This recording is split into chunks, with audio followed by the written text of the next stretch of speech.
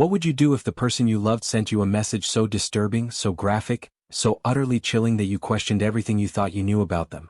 What if that same person was the last known guardian of 2 missing children? Drop a comment right now with where you're watching from, because what I'm about to tell you will shake you to your core. This isn't speculation. This isn't rumor. This is testimony from someone who was inside Daniel Martel's life, inside his home, inside his mind. And what she discovered there. It corroborates the worst fears that investigators, commentators, and a desperate mother have been screaming about for months. 6-year-old Lilly Sullivan. 4-year-old Jack Sullivan. Missing since they were last seen in Lansdowne Station, Nova Scotia. Their stepfather, Daniel Martel, has been the face of this case, all over social media, doing interviews, maintaining his innocence, keeping their names alive.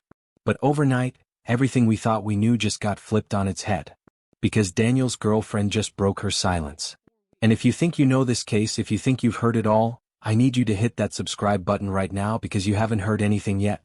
What's about to unfold is going to change the way you see this entire investigation. I'm talking about manipulation, threats, disturbing messages, and behavior that psychologists are calling deeply concerning. This is the kind of revelation that true crime cases hinge on. The kind that breaks cases wide open. Let me set the scene. October 11th.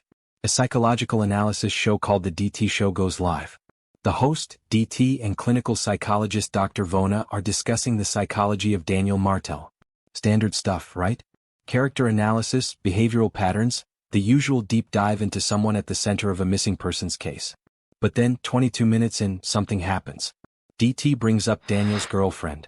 And that's when the conversation takes a hard left turn into territory nobody was prepared for. Now here's what you need to understand. Daniel moved on fast after his relationship with Malehya, the mother of Lilly and Jack, fell apart. Like really fast. Suspiciously fast, some might say. He started dating someone new. And this woman, this girlfriend, she wasn't just another person in Daniel's orbit. She was someone who got close. Close enough to see things. Close enough to be told things. Close enough to become concerned. And she started talking. First, she reached out to DT some time ago. Told him a few things. Then she went quiet. But recently, she started talking again. And what she had to say sent shockwaves through everyone paying attention to this case. I want you to think about this for a second. If you're watching this video right now, drop a like if you've been following the Sullivan case, because you're about to get context that changes everything. So what did she say? What could possibly be so explosive that it would make seasoned investigators and psychologists sit up and take notice? Let's start with the bruises. The girlfriend told DT that she had bruises on her body. When DT first saw photographic evidence of these bruises, his immediate thought was what any rational person would think. Did Daniel do this? Was this abuse? But the girlfriend clarified. No, she said. These weren't from abuse. They were from what she described as rough activities in the bedroom. Consensual, she claimed. Okay. People get carried away sometimes. That's not inherently sinister on its own. But here's where it gets weird. Here's where Daniel's behavior starts to show its true colors. Because when the girlfriend started talking, when word got out that she was sharing information, Daniel immediately went on the offensive. He reached out to DT first. Got ahead of the story. Told him, quote, "My girlfriend's gone crazy. She's claiming I abused her." Sound familiar? If you know anything about manipulation tactics, about how narcissists operate, about how people with something to hide control narratives, this should be setting off alarm bells in your head. Daniel knew his girlfriend was talking. He knew she had information. So what did he do? He tried to discredit her before anyone could even hear what she had to say. He labeled her as crazy, unstable, unreliable. Classic move. And it gets worse. The girlfriend, according to what she told DT, did something questionable herself. She created a fake photo of herself with a black eye using Photoshop. She showed this doctored image to Daniel and told him that her ex-boyfriend had assaulted her.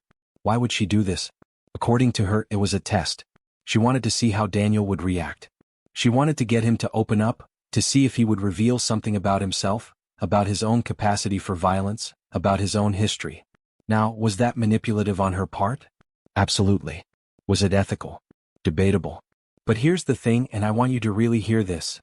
People don't go to those lengths unless they already suspect something is deeply wrong.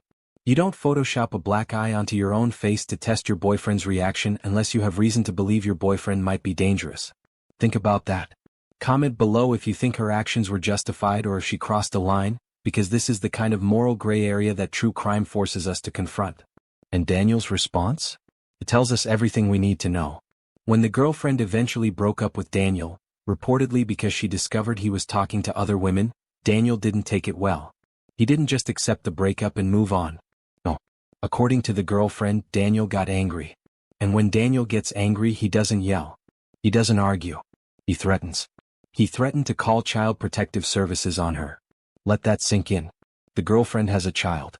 And Daniel, in a moment of anger and spite, threatened to weaponize the system, to call CPS and report her for having bruises on her body, bruises that according to her own account were not from abuse.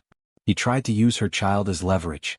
He tried to use the threat of losing her child to control her, to punish her, to hurt her.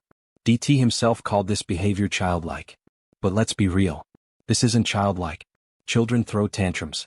Children cry and stomp their feet. What Daniel did, that's calculated. That's cruel. That's the behavior of someone who knows exactly how to hurt people where it counts. If you're a parent watching this, if you have kids, you understand the visceral terror of someone threatening to take them away. That's not a petty threat.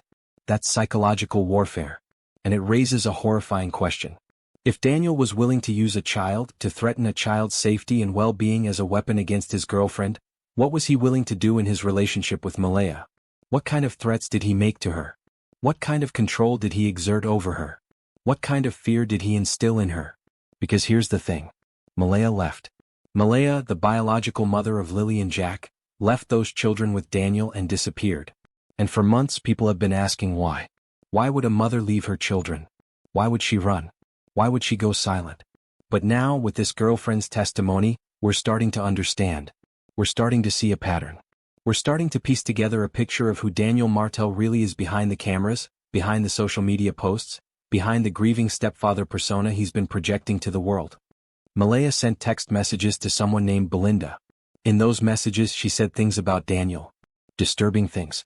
Concerning things. And at the time people dismissed them. They said Malehya was unreliable.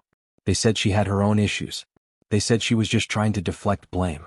But now we have someone else, someone completely separate from Malehya, saying eerily similar things. Corroboration.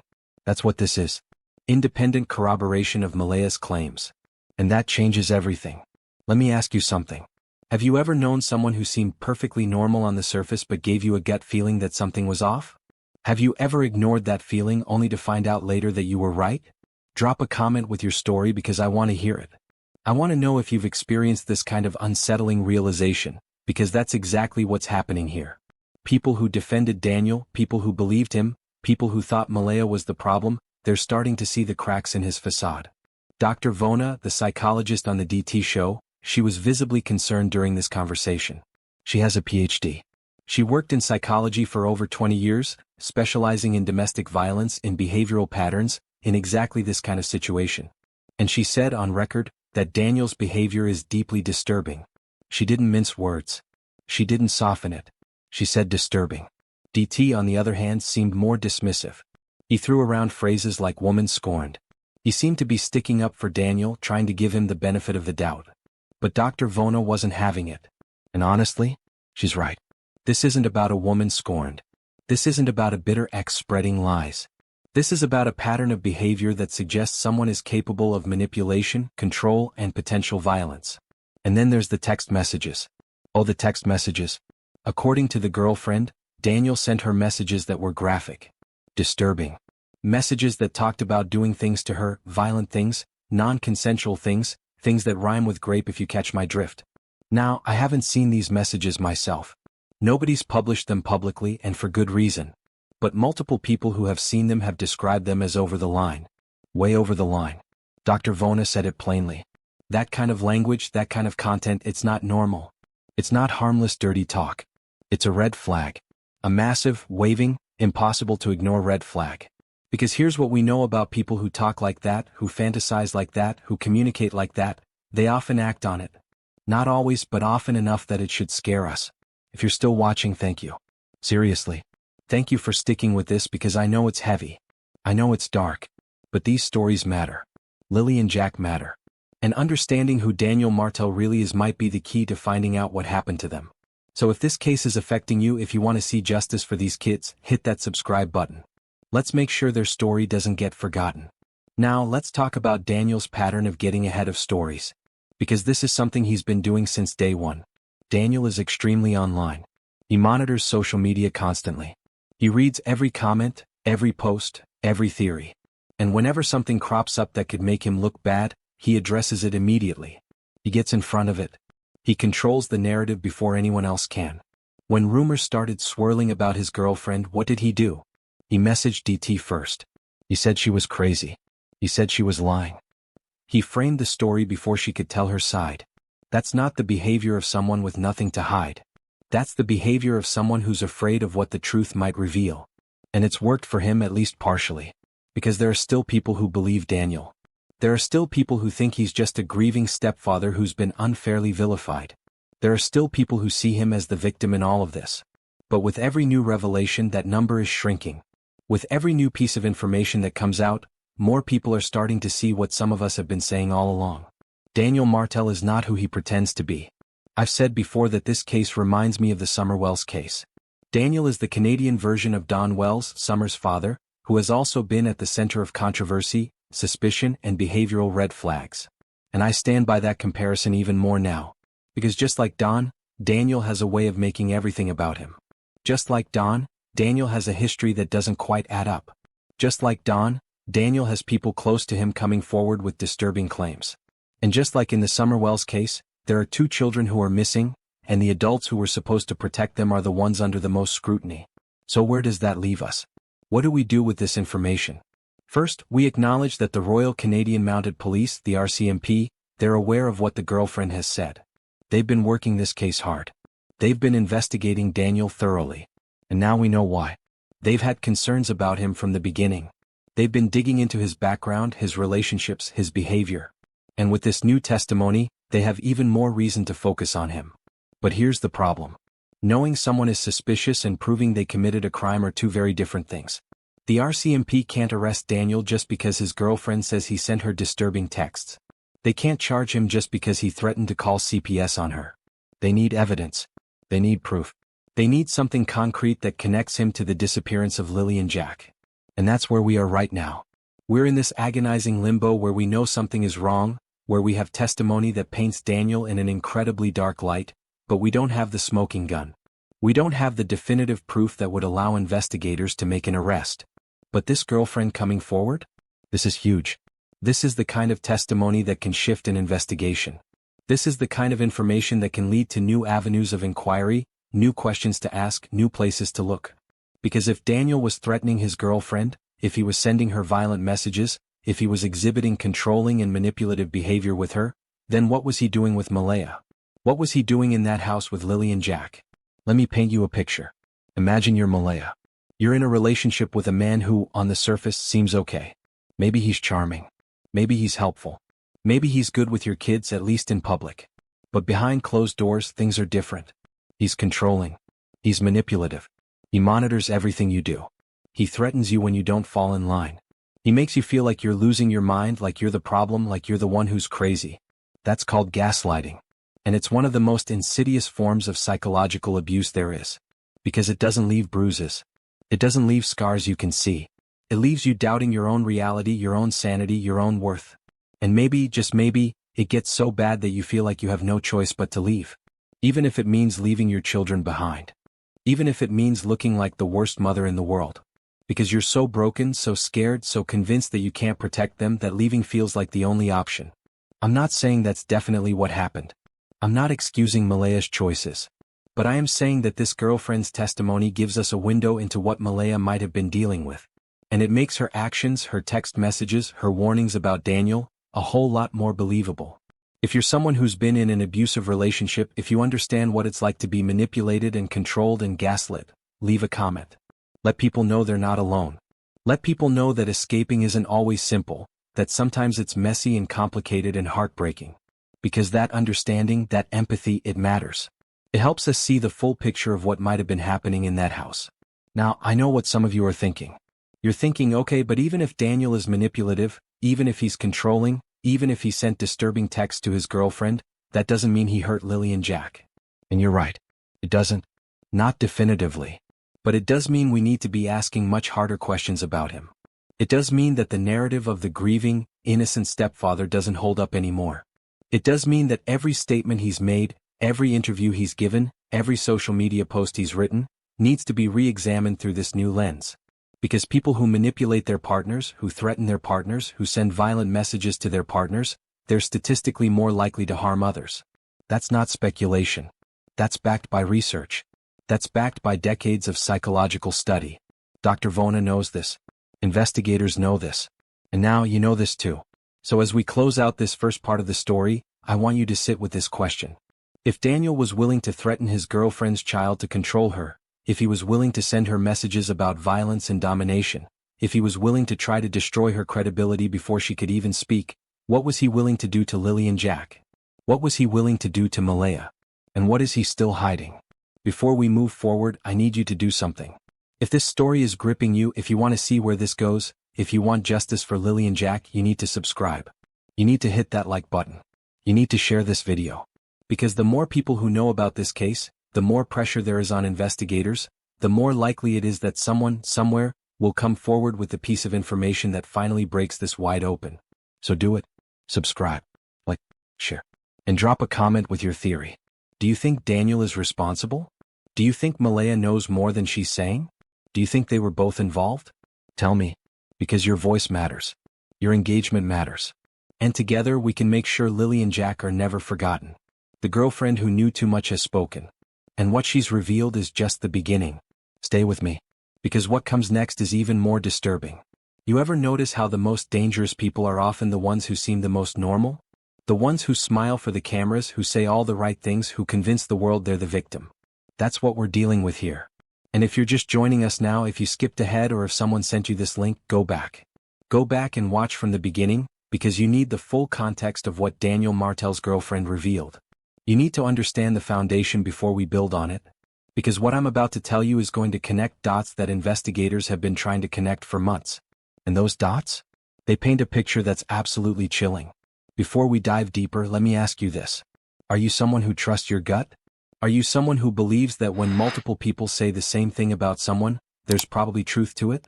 Comment below with yes or no, because that's exactly what we're looking at here. We have Malehya, the mother of the missing children, saying disturbing things about Daniel. And now we have Daniel's girlfriend, someone who had no connection to Malehya, no reason to coordinate a story, saying eerily similar things. That's not coincidence. That's pattern. And patterns? Patterns are what solve cases. Let's talk about what psychologists call narcissistic behavior. Because that's the term that keeps coming up when people analyze Daniel Martel. Narcissism isn't just about someone being self-absorbed or loving themselves too much. Clinical narcissism is about a fundamental inability to empathize with others, a need to control narratives, a tendency to manipulate people and situations to serve one's own interests, and a complete lack of accountability when things go wrong. Does that sound like anyone we've been talking about? Daniel has been all over social media since Lilly and Jack disappeared. He's done interviews. He's posted updates. He's responded to theories and accusations. And on the surface, that might seem like the behavior of someone who cares, someone who wants to find these kids, someone who's desperate for answers. But let's look closer. Let's really examine what he's doing.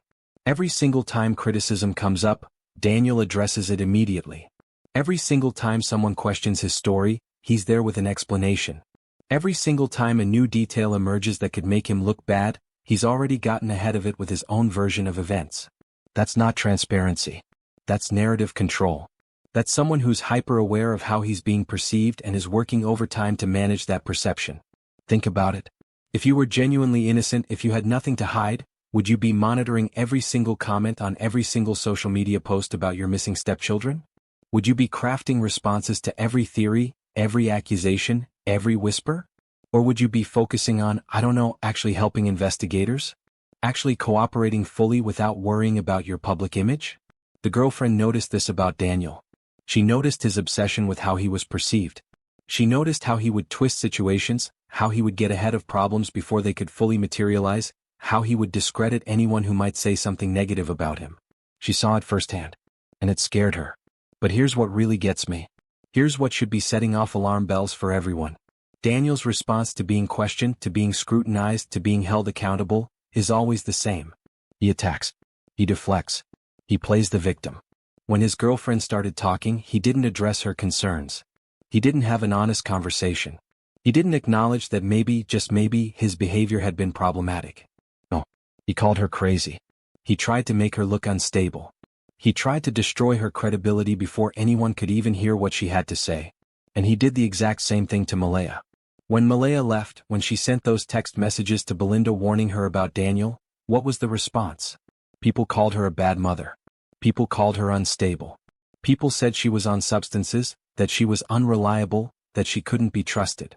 And who do you think was pushing that narrative? Who do you think was making sure that everyone saw Malehya as the problem and not him? If you're starting to see the pattern here, if you're starting to understand how Daniel operates, hit that like button. Because this is important. This is how manipulation works. This is how abusers maintain control even after their victims try to speak out. They discredit. They gaslight. They make everyone doubt the victim's story before the victim even has a chance to tell it. Now let's talk about the text messages. The ones Daniel sent to his girlfriend. The ones that were so graphic, so disturbing, that multiple people who've seen them have described them as over the line. We're talking about messages that detailed violent scenarios. Non-consensual scenarios. Messages that weren't playful or flirty or even just inappropriate. Messages that described acts of domination and violence. Dr. Vona, remember her? The psychologist with over 20 years of experience in domestic violence and behavioral psychology? She said those messages are a major red flag. Because here's the thing about fantasy versus reality. People who fantasize about violence, who write about it, who describe it in explicit detail, they're more likely to act on it. Not everyone, but enough that it should concern us. And Daniel wasn't just writing these messages in some private journal. He was sending them to his girlfriend. He was involving her in his fantasies, whether she wanted to be involved or not. That's a violation in itself. That's a boundary crossed. That's someone testing to see what they can get away with, what level of darkness the other person will tolerate. The girlfriend told DT that she found these messages deeply disturbing. She told him that it made her see Daniel differently. It made her question who he really was. It made her wonder what he was capable of. And that's the right response. That's the healthy, normal human response to someone revealing that kind of darkness to you. But Daniel doesn't see it that way. When the girlfriend expressed concern, when she started pulling away, when she started asking questions, what did Daniel do? He got angry. He got defensive. He threatened her.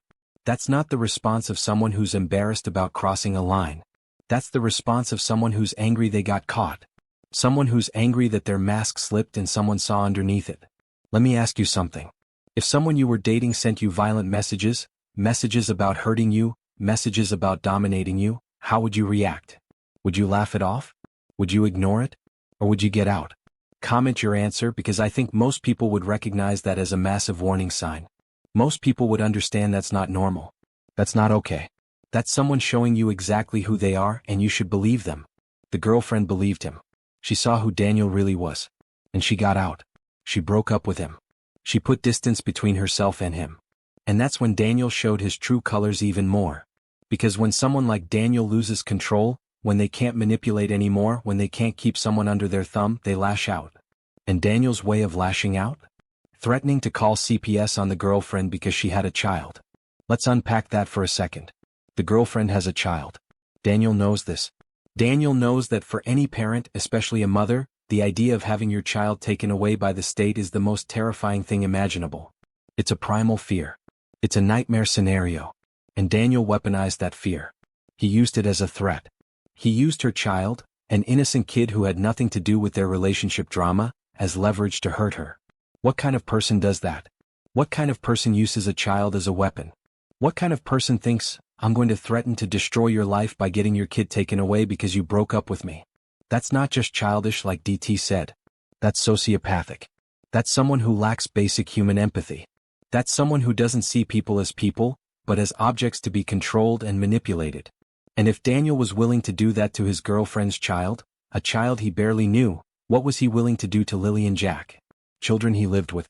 Children he had authority over. Children who were, by all accounts, in his care when they disappeared. I need you to really sit with that question. If you're a parent, imagine someone threatening your kid to get back at you. Imagine someone using your child's safety and well-being as a tool to hurt you. How would that make you feel? What would you think about that person? Drop a comment if you have kids, because I want you to put yourself in that girlfriend's shoes for a second. I want you to understand the level of cruelty we're talking about here. Now here's where things get even more interesting. The girlfriend told DT that she wasn't the only woman Daniel was talking to. She found out that while they were together, Daniel was messaging other women, having conversations, building connections, possibly starting new relationships even while he was still with her. And when she confronted him about it, when she called him out on it, that's when he threatened her. What does that tell us? It tells us Daniel doesn't do well with accountability. It tells us Daniel doesn't handle being caught in lies or betrayals. It tells us that when Daniel's back is against the wall, when someone calls him out on his behavior, he doesn't apologize or try to make amends. He attacks. He threatens. He tries to regain control by any means necessary. And that's exactly what Malehya described in her text messages to Belinda. She talked about Daniel being controlling. She talked about him being manipulative. She talked about feeling trapped, feeling scared, feeling like she couldn't stand up to him without consequences. And now we have independent verification of exactly that behavior from someone else who got close to him. This is what investigators call corroboration. This is what makes a case stronger. This is what turns he said, she said into a pattern of behavior that can't be dismissed or explained away. If it was just Malehya saying these things, Daniel could claim she was bitter, that she was lying, that she was trying to deflect blame for her own failings. But now we have his girlfriend saying the same things. And who's next? How many other people has Daniel treated this way? How many other people are out there with stories they haven't told yet? If you've been following this case from the beginning, you know that Daniel has positioned himself as the dedicated stepfather who stayed behind while Malehya ran away. He's painted himself as the stable one, the responsible one, the one who truly cared about those kids. He's made himself the hero of this story. But heroes don't threaten people with child protective services. Heroes don't send violent messages to their partners. Heroes don't manipulate and gaslight and control everyone around them. What Daniel is, what he's always been, is someone who knows how to play the game. He knows how to present himself in public. He knows what to say to investigators. He knows how to use social media to his advantage. He knows how to make himself look good while making everyone else look bad. And for a while it worked. For a while people believed him. For a while he controlled the narrative. But cracks are showing. Big cracks. Cracks that are turning into chasms. And the more we learn about Daniel's behavior, about his relationships, about how he treats people when he thinks no one's watching, the clearer it becomes that something is very, very wrong. Let me ask you this, and I want you to really think about your answer. Do you believe Daniel is capable of harming Lilly and Jack? Not just neglecting them, not just being a bad stepfather, but actually harming them? Comment your honest answer, because that's the question at the heart of this entire case. That's what investigators are trying to determine. That's what all of this evidence, all of these testimonies, all of these red flags are pointing toward. And here's what we know. We know Daniel has a pattern of threatening people who cross him. We know he uses children as weapons when he's angry. We know he sends violent messages to people he's supposed to care about. We know he lies. We know he manipulates. We know he controls narratives and discredits anyone who tries to tell the truth about him. So is it really that hard to believe he might have done something to those kids? Is it really that far-fetched to think that maybe, just maybe, Daniel knows exactly what happened to Lilly and Jack because he's the one who made it happen? I'm not saying he definitely did it. I'm not claiming to have proof that he harmed them.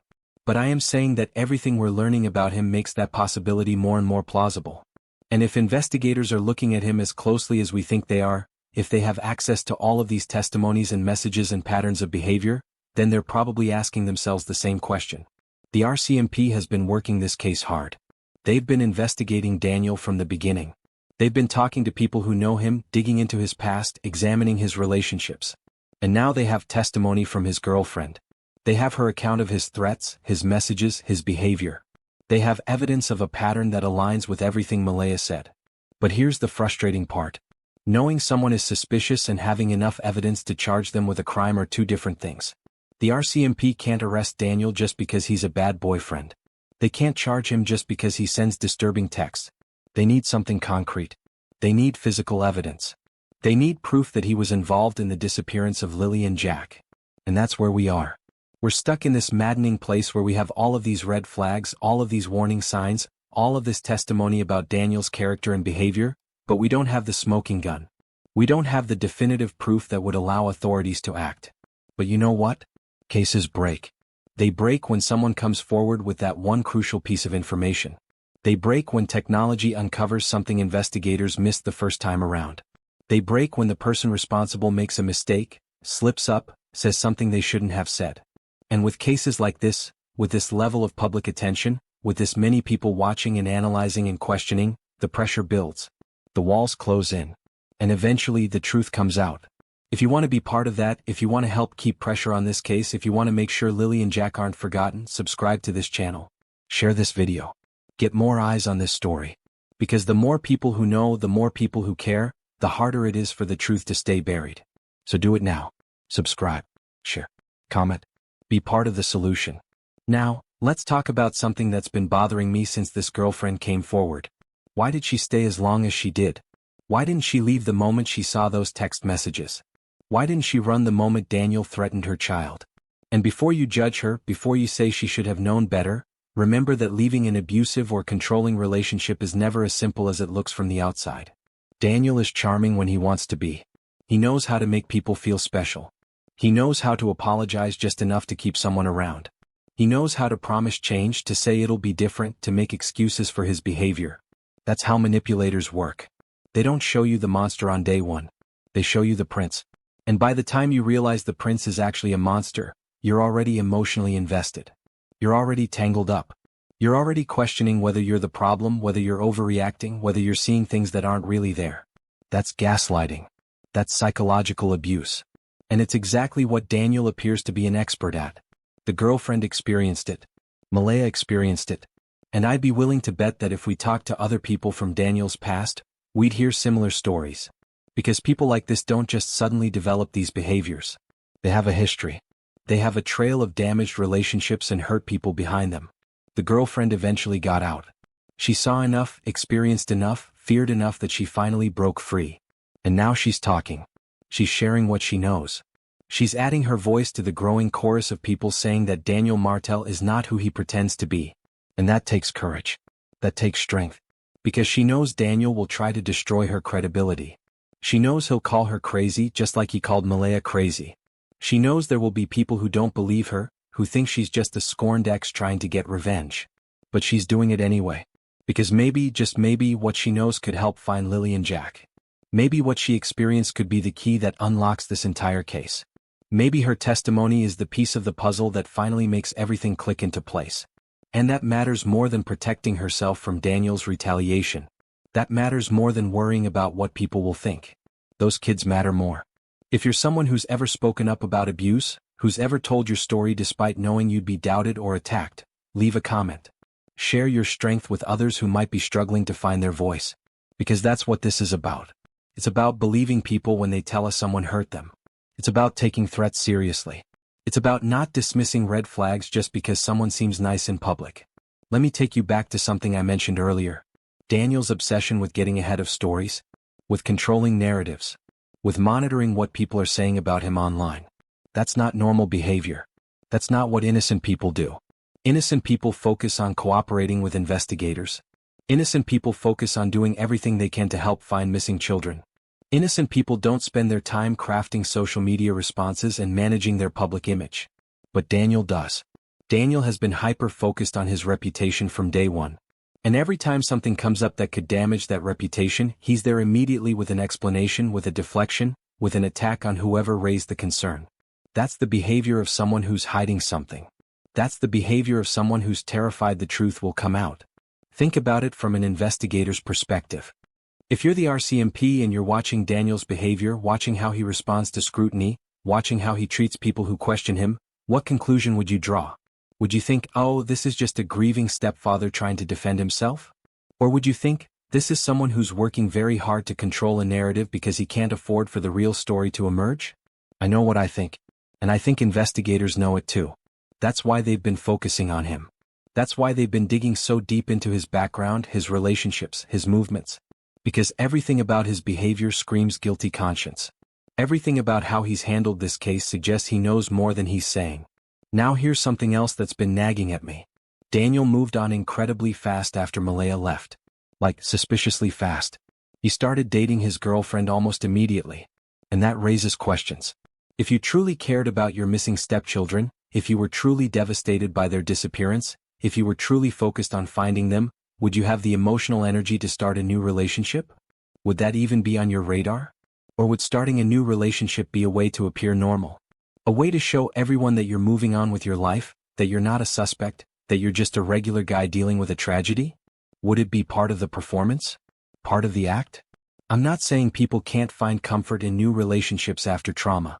I'm not saying there's a required mourning period before you can date again. But the speed at which Daniel moved on, combined with everything else we know about his behavior, it feels calculated. It feels like another piece of the performance. Another way to control how people perceive him. And maybe, just maybe, it was also a way to feel in control again. Because if Malehya had left him, if she'd rejected him, if she dared to walk away, then finding a new girlfriend quickly would be a way to prove he was still desirable, still in control, still the one calling the shots. That's how narcissists think. That's how people with control issues operate. They can't stand rejection, so they immediately find someone new to boost their ego and prove to everyone that they're just fine, thank you very much. The girlfriend probably didn't realize she was part of that performance. She probably thought she was genuinely connecting with Daniel, that he genuinely cared about her. But looking back now, with everything she experienced, with everything she learned, I bet she sees it differently. I bet she realizes she was being used. She was being manipulated. She was just another prop in Daniel's ongoing show. If you've ever realized you were being used by someone, that your relationship wasn't what you thought it was, drop a comment. Let others know they're not alone in that experience. Because that realization is painful. It's disorientating. It makes you question your own judgment. But it's also liberating. Because once you see the manipulation for what it is, once you understand the game that was being played, you can't unsee it. You can't go back to believing the lie. And that's where the girlfriend is now. She sees it. She understands it. And she's speaking out about it.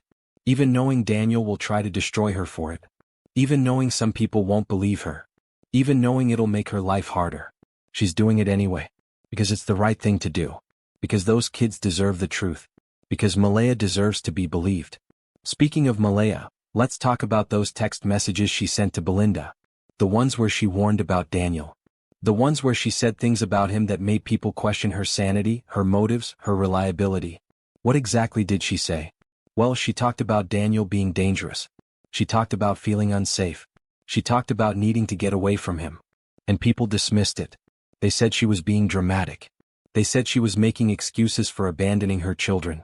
They said she was the problem, not Daniel. But now we have the girlfriend saying essentially the same things.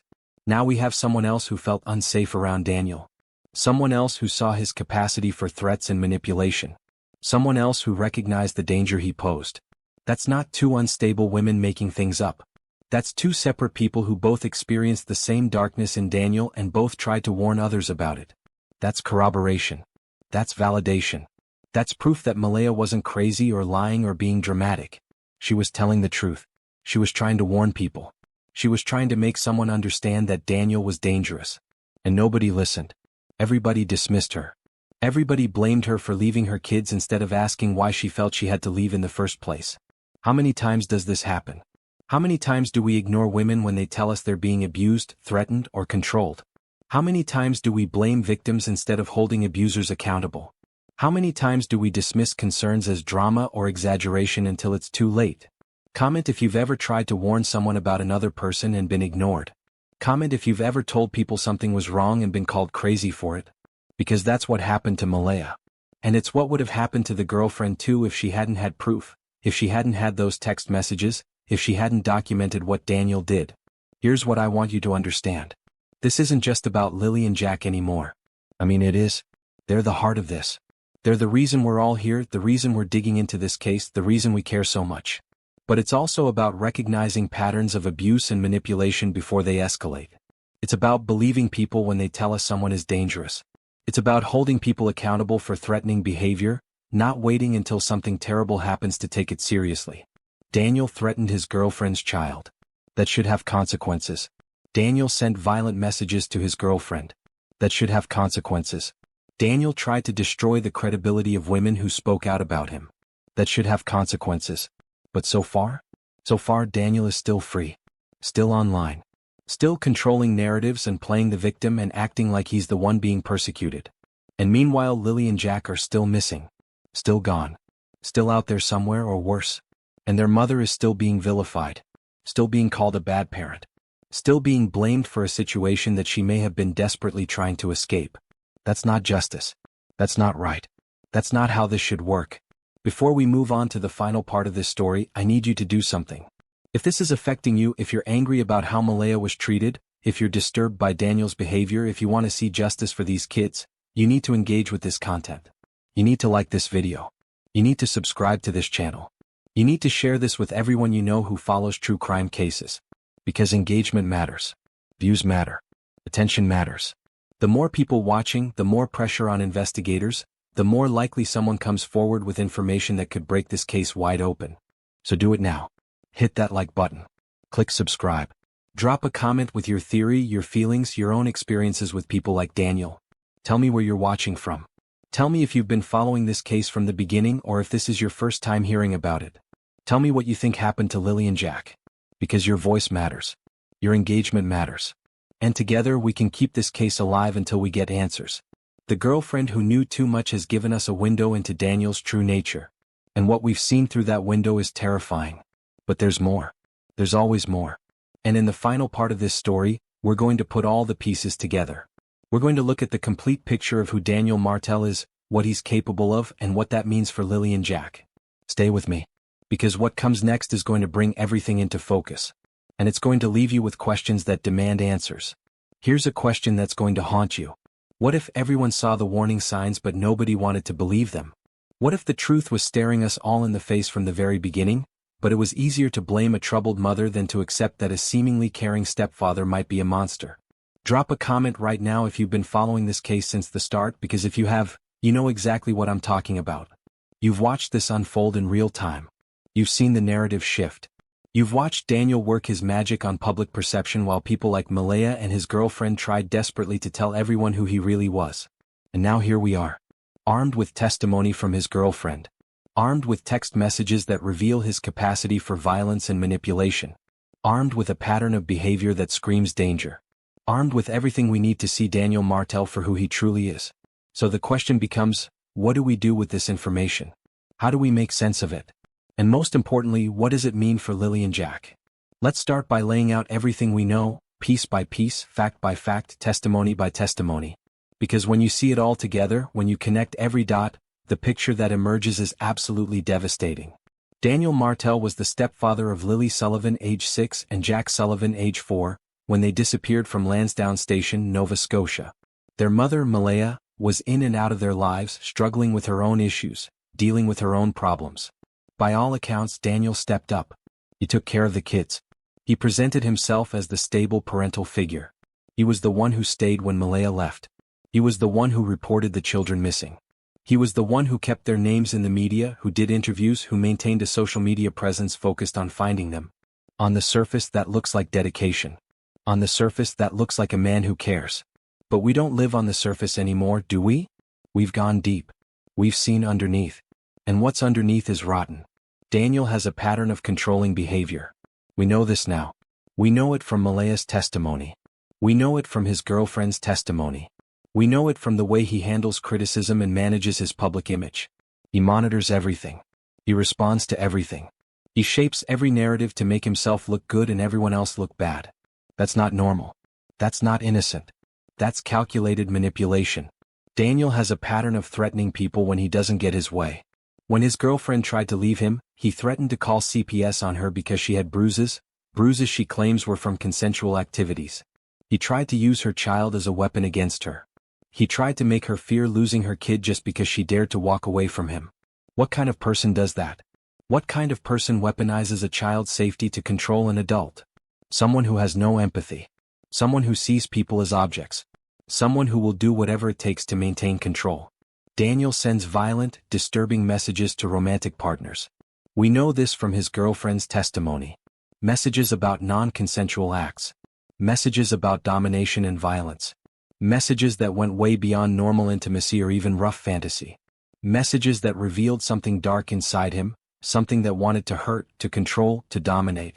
And when his girlfriend reacted with concern, when she pulled away, he got angry. He didn't apologize. He didn't acknowledge he'd crossed a line. He got defensive and threatening. Because that's what abusers do. They don't accept responsibility. They blame the victim for not accepting their behavior. Daniel discredits anyone who speaks against him. He called Malehya crazy and unstable. He called his girlfriend crazy when she started talking. He gets ahead of every story, frames every narrative, and makes sure that anyone who might expose him looks unreliable before they can even speak. That's classic Darvo. Deny, attack, reverse victim and offender. It's a manipulation tactic used by abusers everywhere. Deny the abuse. Attack the person making the accusation. Make yourself look like the real victim. And it works. It's worked for Daniel. At least it worked until now. Daniel moved on from Malehya extremely quickly, starting a relationship with his girlfriend almost immediately after Lilly and Jack's mother left. That could be innocent. People cope with trauma in different ways. But combined with everything else, it looks like part of the performance. It looks like Daniel trying to appear normal, trying to show the world he's moving on, trying to maintain the facade of the stable, functional adult while his stepchildren are missing. Now let's add one more piece to this puzzle. Daniel has been inconsistent in his statements about what happened. If you've followed this case closely, if you've watched his interviews and read his social media posts, you've noticed discrepancies. Small things at first. Details that don't quite line up. Timeline inconsistencies. Explanations that shift slightly each time he tells the story. And every time someone points out these inconsistencies, Daniel has an explanation. He corrects himself. He clarifies. He adjusts the narrative. Because he's listening. He's watching. He's monitoring every criticism and adapting his story to address it. That's not what innocent people do. Innocent people tell the truth once and stick to it. They don't need to adjust their story because the truth doesn't change. But liars? Liars have to remember what they said. They have to keep track of the details.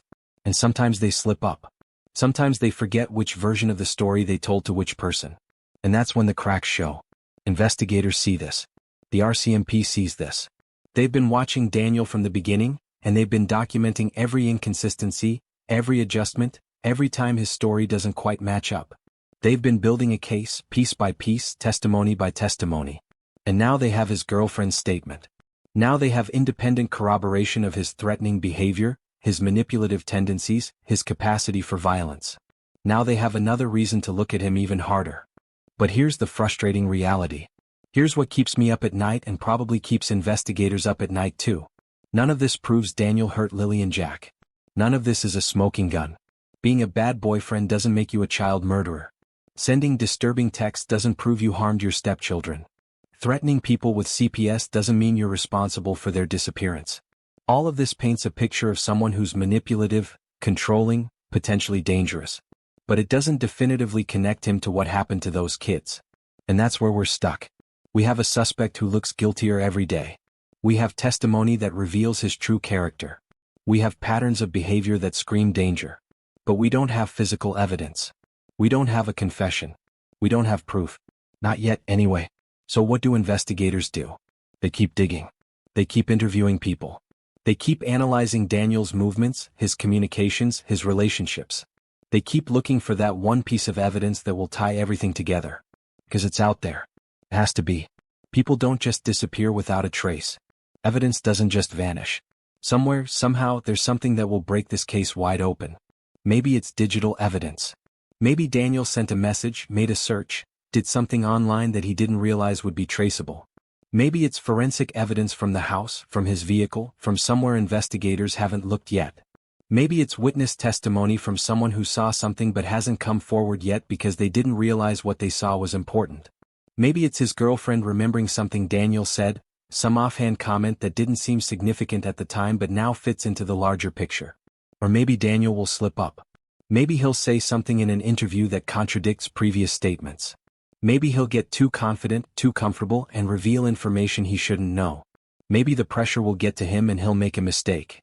Because that's how these cases break. That's how guilty people get caught. They can't maintain the performance forever. Eventually the mask slips. Eventually the truth comes out. And when it does, when investigators finally have enough evidence to act, I hope justice comes swiftly. I hope Lilly and Jack, wherever they are, whatever happened to them, I hope they get the justice they deserve. Because they were just kids. They were innocent. They didn't ask for any of this. They didn't deserve whatever happened to them. If you're still watching, if you've stuck with me through this entire deep dive into one of the most disturbing cases I've covered, thank you. Seriously. Thank you for caring. Thank you for listening.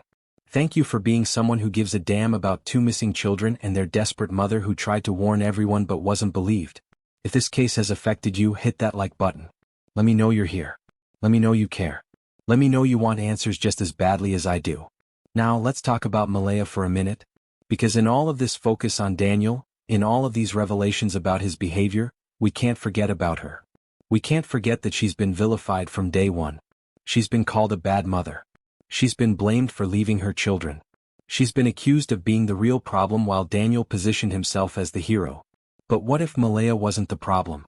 What if Malehya was a victim too? What if everything she said about Daniel in those text messages to Belinda was true, and we just didn't want to believe her?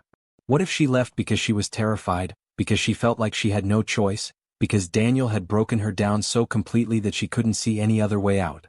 I'm not excusing her leaving her children. I'm not saying she made the right choice. But I am saying we need to have compassion. We need to understand that people in abusive relationships don't think clearly. They're not operating from a place of strength and rational decision-making. They're operating from a place of survival. They're doing whatever they think will keep them alive, even if it means making choices that look incomprehensible from the outside. And Malehya tried to warn people. She sent those messages about Daniel. She told Belinda he was dangerous. She tried to make someone understand. But nobody listened. Everyone dismissed her as unreliable, as unstable, as someone trying to deflect blame for her own failings. And now, months later, we have Daniel's girlfriend saying the exact same things. Now we have corroboration. Now we have proof that Malehya wasn't lying, wasn't exaggerating, wasn't making things up. She was telling the truth. How does that make you feel? How does it feel to know that we, collectively, society, the true crime community, law enforcement, everyone, we failed Malehya? We didn't believe her when she tried to warn us. We blamed her instead of protecting her. We called her the problem instead of recognizing she was a victim. Comment below if you think Malehya deserves an apology. Comment below if you think we owe it to her to finally start believing her story. Because here's the thing. If we had believed Malehya from the beginning, if we had taken her warnings about Daniel seriously, would Lilly and Jack still be missing? Would things have turned out differently? Would investigators have focused on Daniel sooner, dug deeper sooner, found evidence sooner? We'll never know. But it's a question worth asking. It's a question that should haunt everyone who dismissed her, everyone who called her names, everyone who made her out to be the villain when she was actually trying to be the hero. Let's talk about what happens next. Where does this case go from here? What are investigators doing right now? What's the next step? The RCMP is still actively investigating. They're still working this case. They're still trying to find Lilly and Jack or determine what happened to them. They have Daniel's girlfriend's testimony now. They know about the threats, the messages, the pattern of behavior. They're using that information to build a stronger case, to narrow their focus, to figure out exactly what happened. They're probably re-interviewing people who knew Daniel. They're probably going back through evidence they collected early in the investigation with fresh eyes and new context. They're probably looking at Daniel's digital footprint more closely, analyzing his phone records, his computer activity, his social media, his messages. They're probably putting together a timeline of exactly where Daniel was and what he was doing in the days and weeks before and after the children disappeared. And they're probably hoping Daniel makes a mistake. They're probably watching him, monitoring his behavior, waiting for him to say or do something that gives them the leverage they need to bring charges. Because that's how investigations work. You build the case piece by piece. You gather evidence. You interview witnesses. You analyze patterns. And eventually you have enough to act. But it takes time. It takes patience. It takes meticulous attention to detail. And it's frustrating for everyone watching, everyone waiting, everyone desperate for answers. We want justice now. We want Daniel arrested now. We want Lilly and Jack found now. But investigations don't work on our timeline. They work on evidence. And sometimes that means waiting longer than we'd like. So what can we do? What can you, sitting there watching this video, possibly do to help? You can keep this case alive. You can keep talking about it. You can share information. You can engage with content like this so that algorithms push it to more people. You can make sure that Lilly and Jack's names don't fade from public consciousness. You can ensure that investigators know people are watching, people care, people want answers. And that matters. Public attention matters. It keeps pressure on law enforcement. It keeps the case in the media.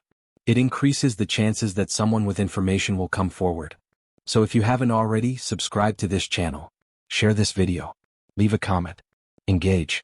Be part of keeping this case alive until we get justice. Let me share something with you.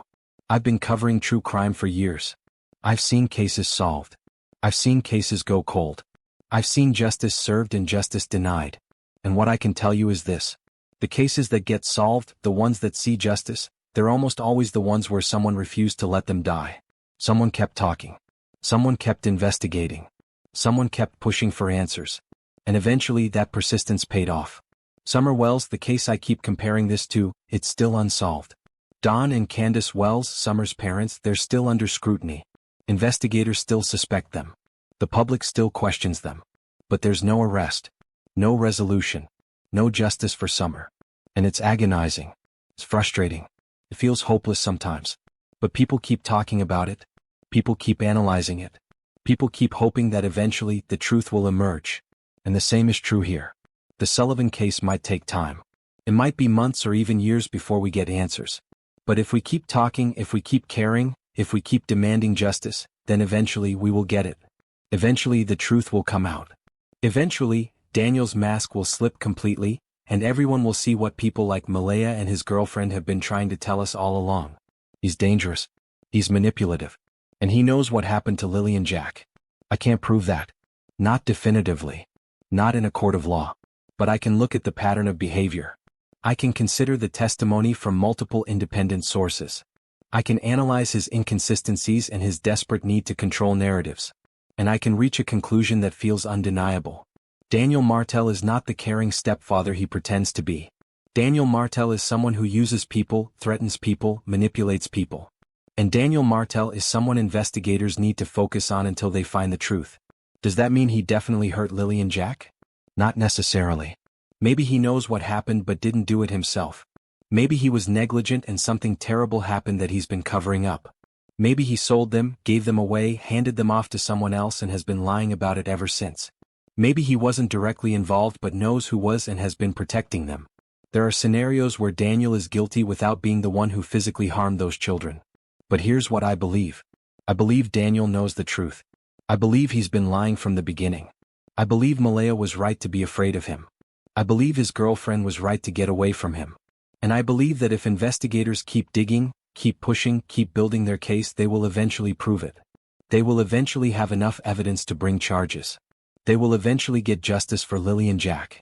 And when that day comes, I hope Malehya gets the apology she deserves. I hope the girlfriend is recognized for her courage in coming forward. I hope everyone who dismissed the women's warnings, everyone who called them crazy, everyone who refused to see Daniel for what he was, I hope they reflect on their role in allowing him to maintain his facade for so long. Before we close, I want you to think about something. Think about all the times in true crime cases where the answer was obvious, where the guilty person was right there in front of everyone, but nobody wanted to believe it. Think about Chris Watts, who went on television pleading for his wife and daughters to come home while their bodies were buried on his property. Think about Susan Smith, who claimed a black man had carjacked her with her children in the back seat when she had actually drowned them herself. Think about Josh Powell, who killed his sons and himself rather than face justice for what he did to his wife Susan. The signs were there in all of those cases. People close to them knew something was wrong. But the public wanted to believe the performance. We wanted to believe the grieving husband, the desperate mother, the concerned father. We wanted to believe because the alternative was too horrible to contemplate. And that delay, that hesitation to accept the obvious, it cost precious time. Sometimes it cost lives. So let's not make that mistake here. Let's not give Daniel the benefit of the doubt he doesn't deserve. Let's not dismiss the warnings from women who got close enough to see the truth. Let's not wait until it's too late to demand accountability. Let's keep the pressure on. Let's keep talking. Let's keep demanding answers. Let's make it impossible for Daniel to hide behind his performance any longer. Lilly Sullivan was 6 years old. Jack Sullivan was 4 years old. They were babies. They were innocent. They deserved to be protected. They deserved to be safe. They deserved to grow up, go to school, make friends, live normal, happy lives. Instead, they're gone. Missing. Possibly dead. And someone knows what happened to them. Someone is responsible. Someone needs to be held accountable. Is that someone Daniel? I think so. Investigators probably think so. His girlfriend thinks so. Malehya thinks so. The evidence, the testimony, the patterns, they all point in one direction. And that direction is straight at Daniel Martel. So let's not look away. Let's not pretend we don't see it. Let's not give him anywhere to hide. Thank you for following Lilly and Jack Sullivan's story to the end. If this case moved you, if it angered you, if it broke your heart, hit that like button. Subscribe to this channel. We have more stories that deserve to be heard. More cases that need attention. More children who need justice. Share your thoughts, your feelings, your final theory in the comments. Tell me what you think happened.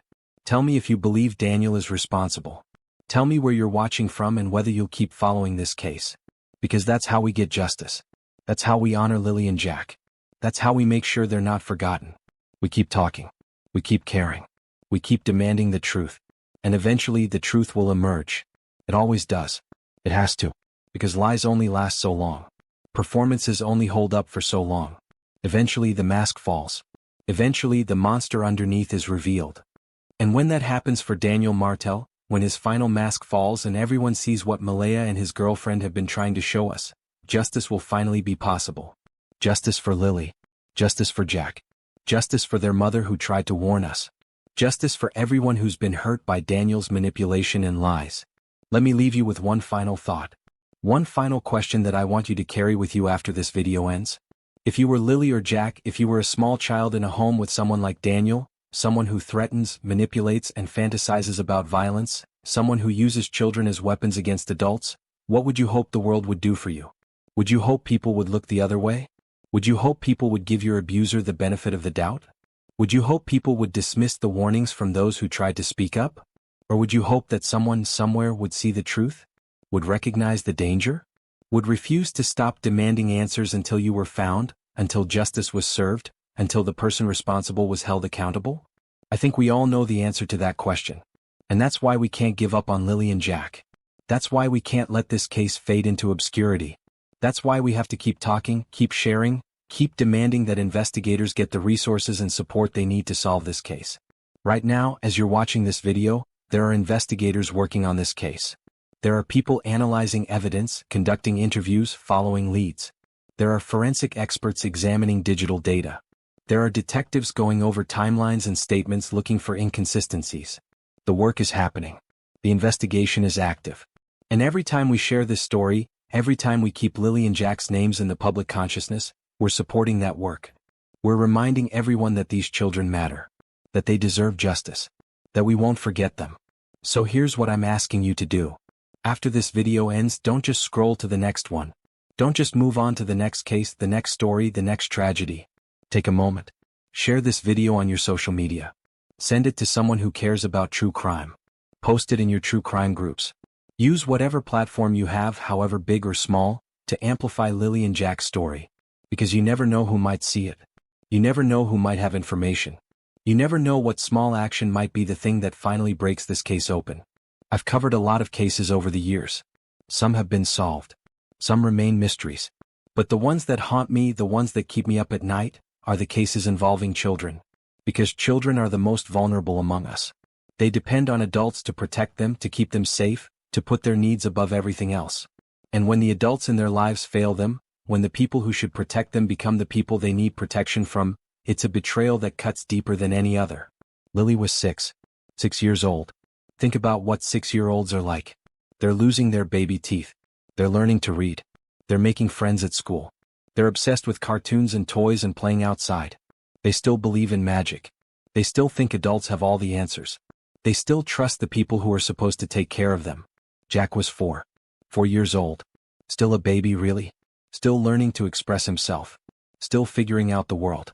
Still needing comfort when he's scared. Still needing someone to tuck him in at night. Still needing someone to tell him everything's going to be okay.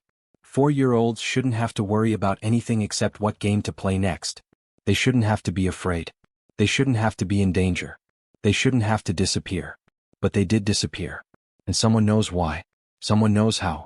Someone knows where they are. And I believe that someone is Daniel Martel. I believe he has the answers that everyone's been searching for. I believe he knows exactly what happened to those children. And I believe that eventually the truth will come out. It has to. Because lies have a shelf life. Deception has an expiration date. You can only maintain a false narrative for so long before the weight of the truth becomes too heavy to bear. And when that moment comes, when Daniel finally breaks or slips up or gets caught in a lie he can't talk his way out of, I hope everyone who dismissed the warnings from Malehya and the girlfriend, I hope everyone who gave him the benefit of the doubt, I hope everyone who focused on defending him instead of demanding answers for Lilly and Jack, I hope they reflect on the role they played. I hope they learn from this. I hope they understand that believing victims, taking threats seriously, and recognizing red flags can literally save lives. This case has taught us something important. It's taught us that charming people can be dangerous. It's taught us that people who present well in public can be monsters in private. It's taught us that we need to listen when someone tells us they're afraid, when someone warns us about another person's behavior, when someone risks their reputation and credibility to speak a difficult truth. Because those warnings might be the only thing standing between a potential victim and tragedy. The girlfriend spoke up. Malehya tried to speak up. They both warned us. They both told us Daniel was dangerous. And now it's our responsibility to make sure those warnings weren't in vain. It's our responsibility to keep the pressure on. It's our responsibility to demand justice. It's our responsibility to make sure Lilly and Jack are not forgotten. Before I let you go, I want to address something directly. Some of you watching this might think I'm being too harsh on Daniel. Some of you might think I'm jumping to conclusions, that I'm convicting him without proof, that I'm being unfair. And I hear that. I understand that concern. We live in a society that's supposed to presume innocence until guilt is proven. And that's important. That's a cornerstone of justice. But here's what I'd say to that. I'm not a prosecutor. I'm not a judge. I'm not a jury. I'm someone looking at publicly available information, at testimony from people who knew Daniel intimately, at patterns of behavior that experts have identified as concerning, and I'm reaching a conclusion based on that evidence. I'm not calling for vigilante justice. I'm not suggesting anyone take action against Daniel. I'm simply saying that everything we know about him points to someone who's dangerous, manipulative, and likely responsible for what happened to Lilly and Jack. And if I'm wrong? If it turns out Daniel had nothing to do with their disappearance? If evidence emerges that definitively clears him? Then I'll admit I was wrong. I'll apologize. I'll redirect my focus to whoever is actually responsible. But until that happens, until someone can explain away all of these red flags, all of this concerning behavior, all of this corroborated testimony about threats and manipulation and violence, I'm going to continue believing that Daniel knows what happened. And I'm going to continue demanding that he be held accountable. That's not unfair. That's not unjust. That's using critical thinking to analyze publicly available information and reaching a reasonable conclusion. And if that conclusion makes some people uncomfortable, if it challenges their belief that Daniel is innocent, good. Be uncomfortable. Question your assumptions. Look at the evidence with fresh eyes. Consider the possibility that the person you've been defending might not deserve that defense. One more thing before we close. I want to talk directly to anyone watching this who has information about this case. Anyone who knows Daniel. Anyone who was around him before or after Lilly and Jack disappeared. Anyone who heard him say something, saw him do something, noticed something that didn't sit right with you at the time. If that's you, if you have information, no matter how small or insignificant you think it might be, please contact the RCMP. Please come forward. Please share what you know. You might think what you know isn't important. You might think investigators already have that information. You might be scared of getting involved, scared of what Daniel might do if he finds out you talked, scared of being wrong or looking foolish. But please push past that fear. Because that small piece of information you have, it might be the piece that makes everything else make sense. It might be the detail that confirms investigators' suspicions. It might be the thing that finally brings justice for Lilly and Jack. And if you're watching this and you're Daniel Martel, I want you to hear this directly. You can't run from this forever. You can't manipulate your way out of this. You can't discredit everyone who speaks the truth about you. Eventually the walls close in. Eventually the evidence becomes overwhelming. Eventually you run out of excuses and explanations and ways to shift blame. And when that day comes, when you're finally held accountable for what you've done, for what you know, for the role you played in whatever happened to Lilly and Jack, I hope it brings you some measure of the fear those children might have felt. I hope it brings you some understanding of the pain their mother has endured. I hope it brings you face to face with the reality of your actions and the consequences they deserve. To everyone else, to everyone who's been on this journey with me through these 3 parts, thank you. Thank you for caring enough to watch until the end. Thank you for being someone who believes children matter, who believes justice matters, who believes the truth matters. Thank you for being willing to look at uncomfortable evidence and draw difficult conclusions. Thank you for being part of the community demanding answers. This is the work. This is how cases get solved. Not just through police investigations and forensic evidence, though those are crucial, but also through public attention, through people refusing to let cases go cold, through communities coming together to demand justice for victims who can't demand it for themselves. We are part of that work. Every view, every share, every comment, every conversation sparked by videos like this, it all contributes to keeping these cases alive until justice is served. Until that day comes, we wait. We watch. We remember. And we never ever stop demanding answers. Thank you for being here. Thank you for caring. And please keep Lilly and Jack in your hearts. They deserve that much. They deserve to be remembered. They deserve justice. And with enough people refusing to let this case die, maybe, just maybe, they'll finally get it. Hit that subscribe button if you haven't already. Turn on notifications so you don't miss updates on this case or others we're following. Share this video everywhere you can. And leave a comment. Tell me your final thoughts. Tell me where you're watching from. Tell me if you think Daniel will eventually be arrested. Tell me if this case has changed how you look at missing persons investigations. Tell me anything. Just engage. Just let me know you're here and you care. Because Lilly Sullivan and Jack Sullivan deserve a world that cares. They deserve a world that fights for them. They deserve a world that never stops searching for truth and justice.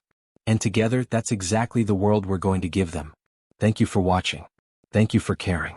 And I'll see you in the next video where we'll continue following this case and others until every missing child is found and every person responsible is held accountable. Stay safe out there. And never stop demanding justice.